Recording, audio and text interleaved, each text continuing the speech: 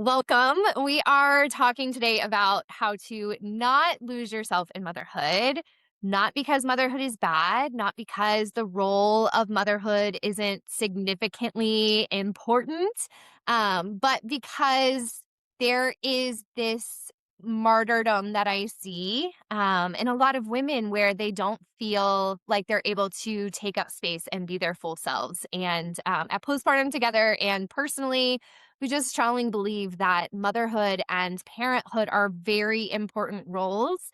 And being able to bring your full self to the table is not a luxury, but it is a necessity. So, welcome. If we have not had the chance to meet yet, my name is Chelsea Skaggs. I run Postpartum Together with my husband, Mike, and I have two objectives in Postpartum Together.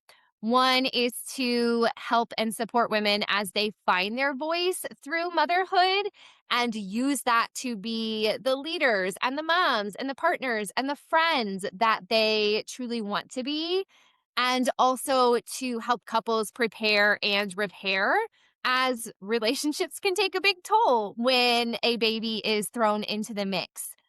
So today we're going to have an honest talk about why living your fullest is not a luxury, but it is a necessity.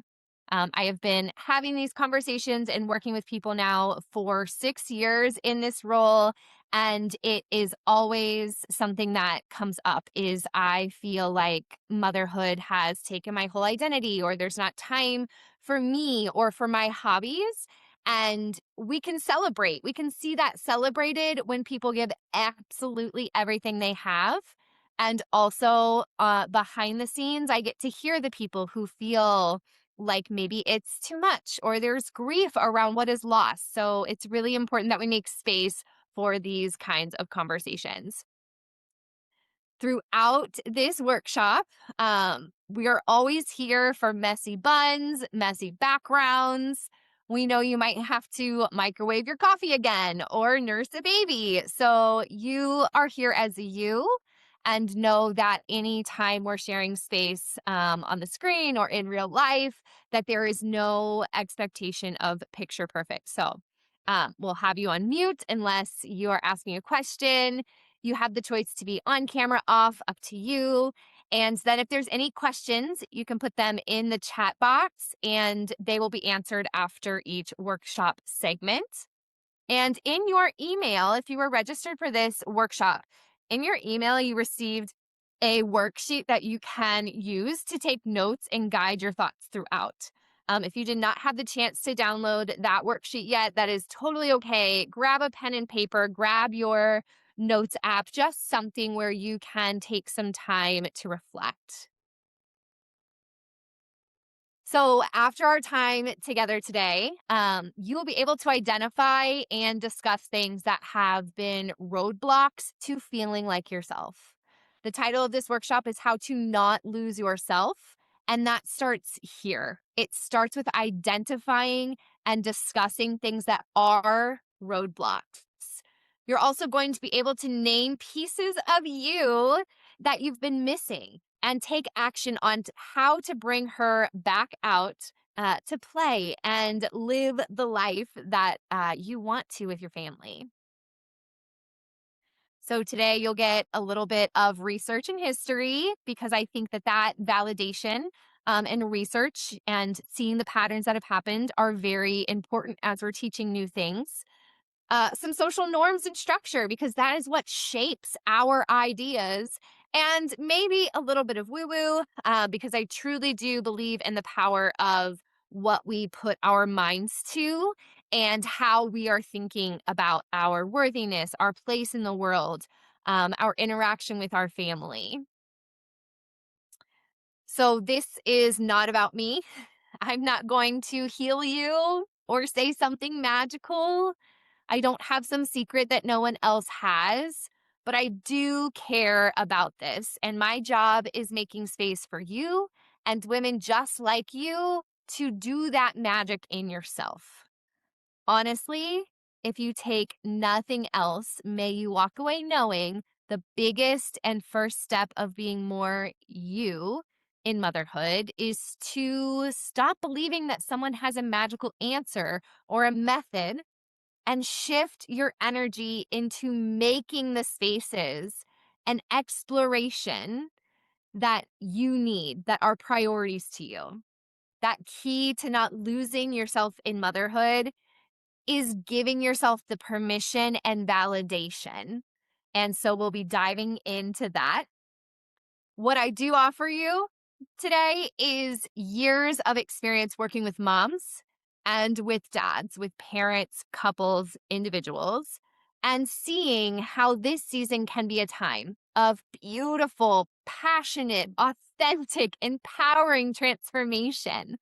When I say it can be hard, that's not to make it out to be a bad experience. I truly, truly believe that the transition and the years around that are some of the most impactful of your life. They define you. It is a time where you get to take off some of the layers of expectations other people have put on you or that you have taken, maybe as a people pleaser, maybe trying to fit in, whatever that is, and make more room for the things that are really true for you. Let this be a time where you're able to honor yourself and judge yourself less, where you lean into your priorities and values. When everything you brought into motherhood collides with this new life and experience, and making this really cool. I As I said earlier, I don't want anyone to confuse the desire to feel truly like yourself with not loving the role of being a mom. I want to invite you to know that motherhood and womanhood and personhood mean these pieces of you that you get to define and prioritize. I want you and more women to love the transition and journey of motherhood so much that it brings you to life and it helps you enjoy it more. You will always be mom. You will always be you as an individual. So we're talking about that overlap. When we say we want to be more than a mom or not just a mom, we aren't saying we want to section out our lives or have this secret duality to us, but that we want to know and let our family and friends and communities know parts of us that aren't defined by being a mom, right? So this is the hobbies we have, the passions, the gifts we have, the laughter we share. It's all entwined, but yet not all of that can be defined as mom. So, have you ever looked in the mirror and felt like the person looking back is a stranger? I know that I have. And honestly, when I think about that experience, I can like feel the tears welling up behind my eyes because of how emotional and impactful that those moments have been. So if you've done this, you're not alone. There are Instagram posts and blog posts and group discussions on how to feel like yourself again after motherhood. Actually, over 75% of my Instagram community recently said that they struggle with feeling like they've lost themselves. So, first of all, there's no shame in being here and feeling this. And I would go so far as to say this is a very natural part of the experience and transition into parenthood. So we remove judgment there. Stop judging yourself for changing and shifting because that's exactly what this season has called you to do.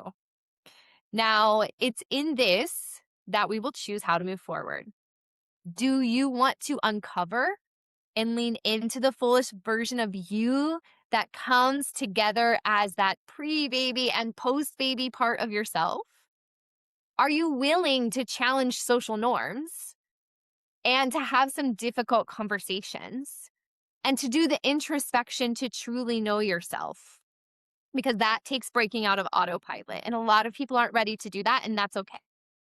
But when you are ready, I'm here for you for that. I used to think that I didn't have the time for this, for myself, for this exploration.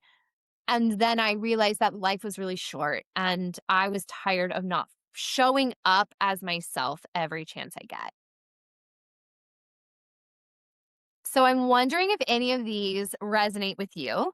Um, and just take a look over that. Maybe you jot it down on your paper.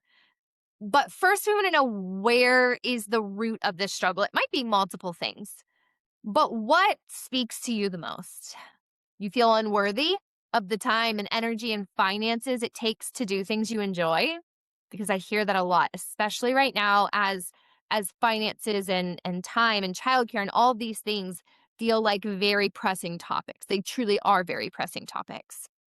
Maybe you feel overwhelmed with motherhood and the idea of stepping into anything else feels too big, right? Like motherhood is already exhausting enough. Am I really here asking you to do something else? Maybe you feel disconnected from your inner thoughts and yourself, from your partner, from your community. Your role, the way people see and experience you has changed a lot. Maybe you feel guilty for having interests and desires and goals outside of the motherhood realm.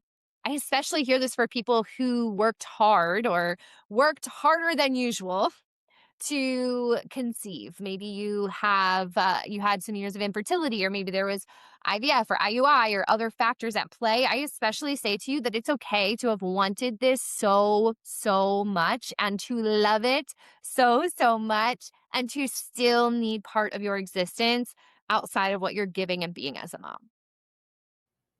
Okay, if you're listening to this episode and thinking, yeah, but how do I actually start finding myself again?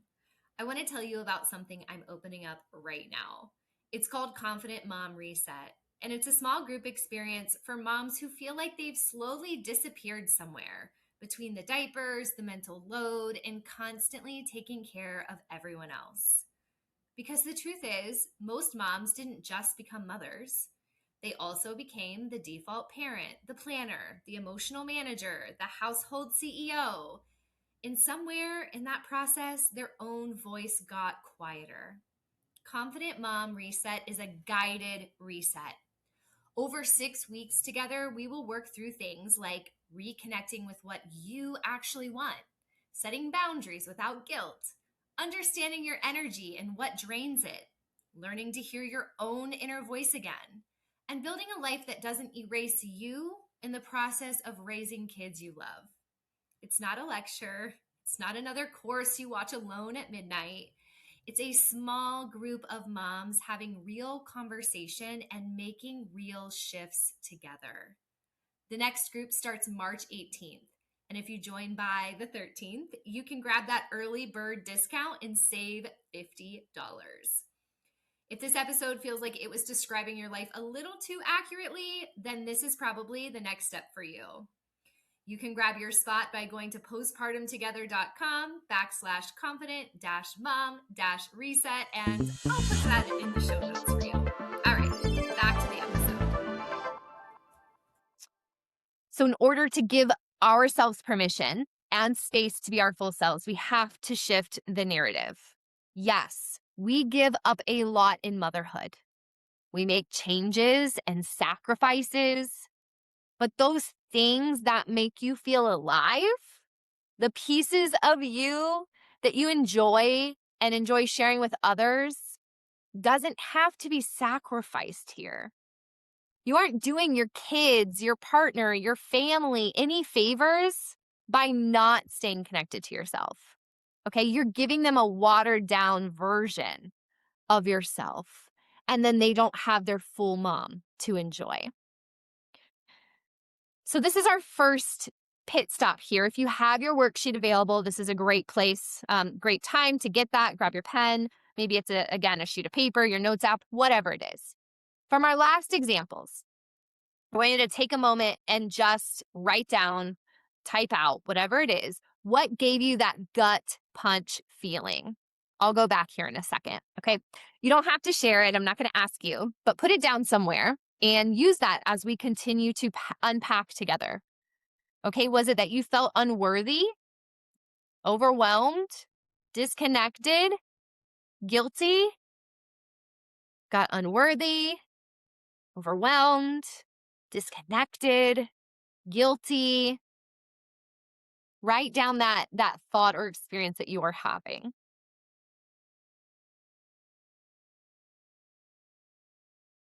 Okay, so that's going to be for your reference. If you feel like talking about it after the workshop, we most certainly can. Um, I always, again, we've got to get some research in here and statistics and things that have really been taking the atmosphere of motherhood into play. So I always look at the most updated research from Motherly. They do a state of the mother, and so here's a few things that I just want you to know are true not only for you but for other people coming from Motherly's 2025 State of the Mother. Time for myself was the most depleted area of well being for 27% of moms, followed by emotional energy at 24%. Not surprising to me. Maybe it feels a little low, actually, but let this reiterate that a lot of moms are feeling what we're feeling depleted. Emotional capacity and energy, not there in the ways that we would want it to be. 46% of mothers feel less financially secure now than they did a year ago. So this was in 2025. I bring this to the forefront because I don't think just going to the salon, getting your nails done, all of these things are the way that we practice self care. If those are for you and those are in your budget, that is wonderful. But I don't want us to forego anything that is self, hobby, care, enjoyment, because of finances. So we want to make sure that we're also talking about budget friendly options here. Childcare is a huge impact on this. I'm seeing more and more moms not return to work, not necessarily because they don't want to, which is a true and valid reason for many people. But what I'm seeing are the ones that don't necessarily have the option to keep working. And so they're resentful, they're grieving, they're carrying this piece of them that they had an aliveness at work or in other spaces that isn't available to them anymore. A big thing I see in my work is helping specifically moms who are at home figure out what buckets they used to get filled by work and how that's impacting them in their new role. 7 in 10 mothers report that motherhood is lonelier than they imagined. 70% are lonelier than they imagined. And 1 in 5 feels that loneliness every single day. You guys, my heart.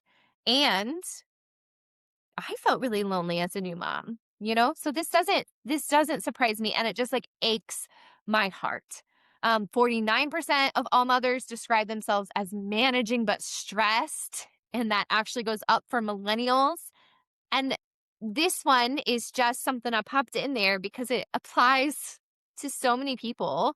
Mental emotional exhaustion is a top driver of sexual dissatisfaction for 49% of moms. Okay, so this is that mental and emotional exhaustion are also preventing us from intimacy and connection. And that in no way am I saying we owe our partners more sex or intimacy necessarily, but for women to have that dissatisfaction because they are mentally and emotionally exhausted, we have to find ways to recharge and feel strong and empowered and connected to ourselves. Oh, so we've got a lot of problems in our societal messaging. The societal message is often built in a way that dismisses our changes, tells us to put on a good face, to keep moving, to keep producing. You're doing such a good job because you can do it all. It doesn't honor the transition. It is alarming how much, and I'm speaking from experience here in the US, but I know this looks a little bit different for those of you who are in different countries, but we still kind of share this lament that there's not a great distinction in honoring of the transition. So it's no wonder we struggle to uncover and realign with our identity because we aren't given space and permission to do so. And some people might even say that that's weak or selfish. So these messages get in our brains and really do impact us. And even though we're a few years out from it right now, I still want to look at how the pandemic had a big impact on this. Okay. People had less time with friends. They weren't getting date nights out with partners, less time out of the house with new experiences. There, for a lot of people, were these new responsibilities for socialization.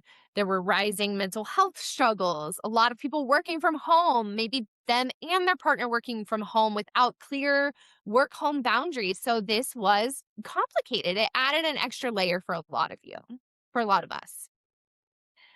So first we named this feeling in pit stop number 1, right? The overwhelm, the disconnect, the guilt. Now I want you to turn to your worksheet again and think about what social norms have added to the way you've held yourself back. Let's look at some of these again. Once you have the baby, the candy's out of the wrapper, right? All the attention goes on baby. There's no attention left for mom. The snapback culture that really makes us sometimes hard on ourselves. The pressure to fill up the calendars and have pictures of our kids at every pumpkin patch and with every Easter bunny. Dismissal from healthcare, the comparison of social media. Again, kind of going with that gut there. What social norms have added to the ways that you have been holding yourself back? I'm going to take a minute so that you can document that. Write it down. So the first piece was kind of that recognition. It was that recognition. This part is this awareness to, oh my gosh, I'm doing these things not because they're important to me or not because they're my priorities, but because of these social norms that are adding to the noise, they're adding to the pressure. And this is where we kind of feel our own agitation or maybe even anger or frustration. We get to do that in a healthy way. This isn't working. This isn't serving me. I'm wasting a lot of energy because of this norm that I have internalized, and that's not serving me. So we get to take this now and turn it into this energy we channel into blossoming, blooming. That's where we're moving. I'm giving you permission right now to think about yourself and think for yourself. Surely there have been times when you felt more rooted and more attuned to yourself. When was that? What allowed you to do that? And of course, you're not going to go become her again. She's shifted. She's changed. But can you go revisit her now? I like to practice this form of meditation where I just close my eyes and I try to get grounded and centered in my body and close some of the tabs. If you're like me, meditation can be challenging. It does not come natural to me. And so what you might find me doing is just I'm closing my eyes, but I'm visualizing like, okay, I can close this. I can close this. I can close this. I can let my brain relax for a moment. And then going to revisit that version that was full of life and zesty and confident. And I think, what does she have to tell me? What did she see for me? What about her can I bring into this new season where she's actually more mature and wiser and more rooted? But how can I invite her back into this space? Now, a way for you to picture this is I'm going to take you on this little journey. Fast forward a few years. Your child is talking and playing and having these experiences of their own. And this happens so fast and it's wild.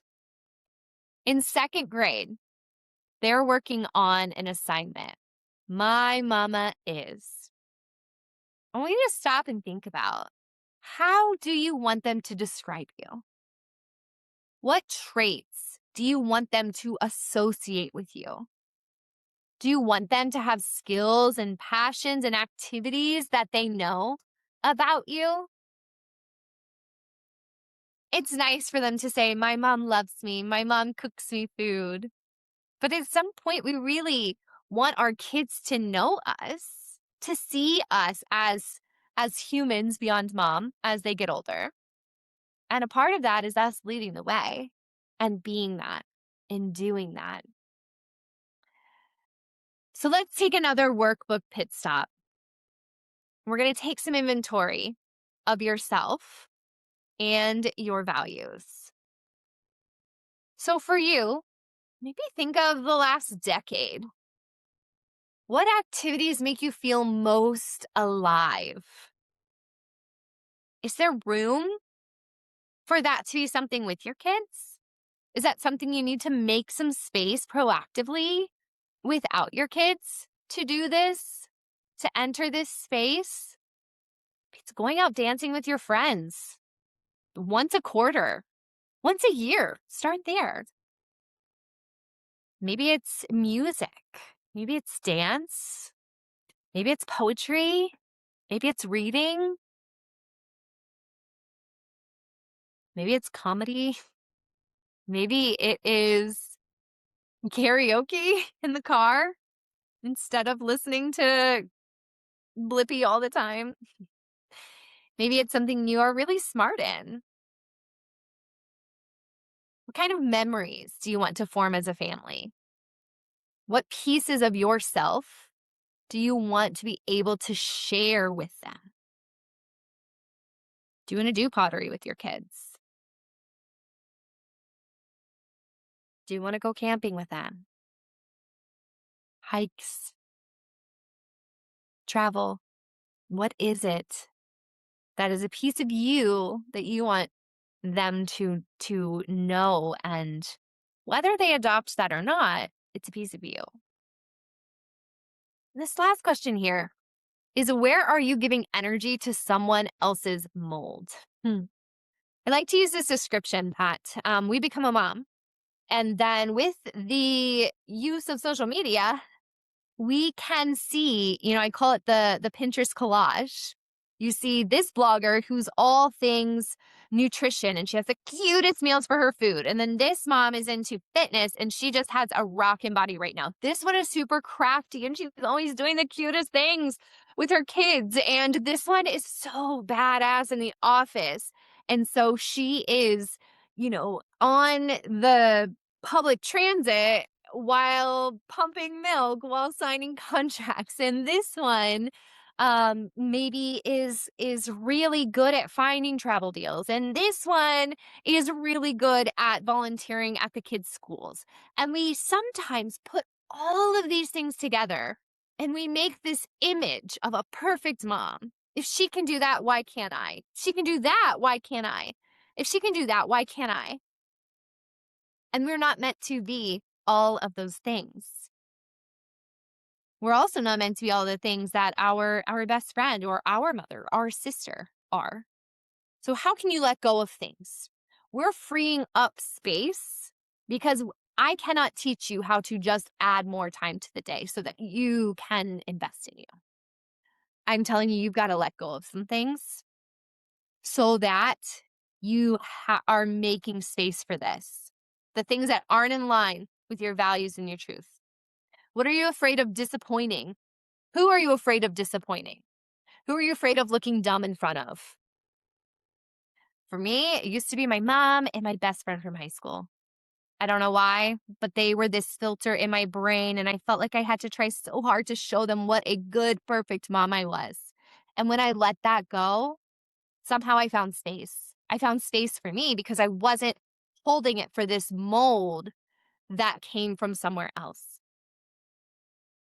When we are worried about what everyone else thinks, we lose our authentic inspiration.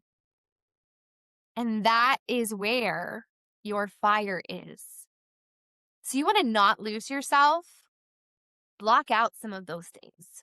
Figure out what you want and what matters to you so that you can let go of other things and create some space for those. Apologies, the slide got changed and it doesn't look great. So bear with me there. But you cannot do it all. So what you do counts. You cannot be it all. So what you decide to be counts. Not losing yourself in motherhood requires the following. identifying and blocking out the BS messages and pressures that don't serve you and your family, reconnecting with the truest and purest parts of yourself. I call mine little Chels. I'll be like, little Chels, what do you think about this? Or what did you always want to learn, little Chels? Or what did you get really good at and then you gave it up, little Chels? And shifting your mindset to believe that you are worthy and your family benefits from your fullest. If you are not in a place where your mindset is oriented that you are worthy of your fullness, of your character, of your preferences, this doesn't mean without sacrifice. This doesn't mean that you're not showing up for people. But worthiness is one of the number one things I work with women on because so many feel like they are not worthy until they deplete themselves to the core for everyone else. We ain't doing that. I wanted to share about a few moms that I have worked with. And these are all moms with different stories and missions who have done the inner work of understanding their changes after baby. They've reconnected with deep parts of themselves and taken the steps to live more fully. Molly worked through how motherhood impacted her corporate role and found more confidence to advocate for herself for a better role and more respect in the workplace. I remember when she was feeling like she didn't have as much of a voice anymore because she was a mom, because she was tired, because she was limited in some ways that she wasn't before. We had to reawaken that advocacy fire that she has in her, and she has used that so well. Amy found her voice as a new stay at home mom, wasn't expecting that to be her trajectory, and connected her passion to speak about equity in her school district. So she was connecting her skills, her passion, her community, and her desire to be plugged in a season when that wasn't quite as natural than it was in a working season. Emily moved to a new city as a stay at home mom with more confidence in making new friends and connecting to a CrossFit community after this work that we did together. And Lauren was working with her husband to identify their family values, what she was missing socially and personally from before kids. And then she was able to take really intentional steps to build community and have that kind of time with family that was purposeful for her. So if you're here, I hope that these intro notes were helpful to you. But also, if you want to dive deeper into discovering yourself, to have honest information and conversation about motherhood, to find ways to improve your communication with your partner and others by having that confidence and values instilled in you. If you want to be part of a supportive, authentic mom community and have more confidence in your journey as a mother, partner, and woman, then the Confident Mom Reset group is for you. Okay. This is a space where we meet together for 6 weeks for 60-minute calls. There are 4 moms per small group, and it is $125 for both of those 2 months. This group is where we take this work you just did and we go in a little deeper.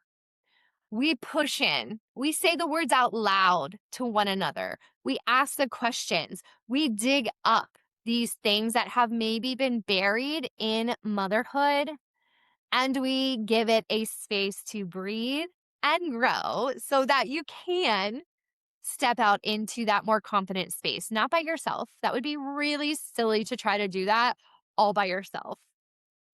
We do have a group that is starting on March 18th. That is a Wednesday. This is going to be an evening group, so it will be at 8 p.m. Eastern. I also do offer noon Eastern groups, but the next one won't start until early April. So right now, if this is something that you are looking to grow in, this group is for you. If you're watching this recording and it's way past March 18th, no problem. If you go to postpartumtogether.com, you can go under our current offerings and find Confident Mom Reset, or you can do postpartumtogether.com/Confident Mom Reset, and you will find this as well. If no one's told you this today, you are doing a great job, especially if you showed up, especially if you're here because you're saying, I love my family and myself so much that I want this fullest version of me. And that I think is pretty darn beautiful. You do deserve, I just want to say this to you and then we'll wrap up. You deserve permission for motherhood to be messy and beautiful at the same time and to explore what that means for you and your family. You deserve information about the internal and external structures that impact your story. You deserve connection with other women who get it and don't hold judgment. And you deserve space created to make it really easy for you to show up and prioritize your growth. So if you are looking to build your confidence, deepen your connections, enrich your communication, this is for you, and we'd love to have you in our next group. If not, if that's not for you, that's totally cool. I'm not offended at all. I just hope that you end this workshop and you feel like, okay, I really got some new things to work with, right? Like I got permission, or I got new information about what's going on inside my brain, or I got a new idea and motivation to try that. Or I now have a way to say to my partner, babe, this thing that I've been wanting to do, I need to make time for it. We need to make time for it because it allows me to bring the version of myself that I want to motherhood and to our partnership. And that should be something that benefits everyone. Okay. I said I was going to keep this short, and so I'm doing my very best. If there's any questions, send them to me, Chelsea@postpartumtogether.com. Again, you are invited warmly and enthusiastically into one of the upcoming Confident Mom Reset cohorts. And if no one's told you today, you're doing a damn good job. I'm so proud of you. Motherhood is both messy and beautiful and imperfect and empowering. And I hope that you find the capacity and the support you need to experience all of those things.